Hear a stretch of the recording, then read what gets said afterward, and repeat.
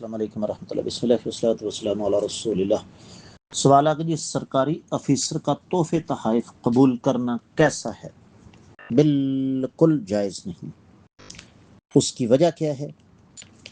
اس کی وجہ سب سے بڑی یہی ہے کہ جب وہ تحفے تحائف قبول کرے گا تو ایک تو وہ لوگوں کے ناجائز کام کرنے پر مجبور ہوگا، اور اگر وہ ایسا نہ کرے تب بھی وہ لوگوں کے درمیان عدل نہیں کر سکے گا۔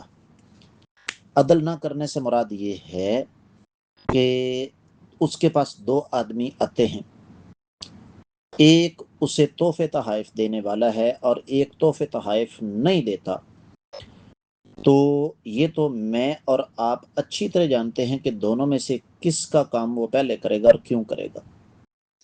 لہذا اور اس کے علاوہ اور بھی بہت سارے نقصانات ہیں، امید ہے کہ سمجھ آ گئی ہوگی۔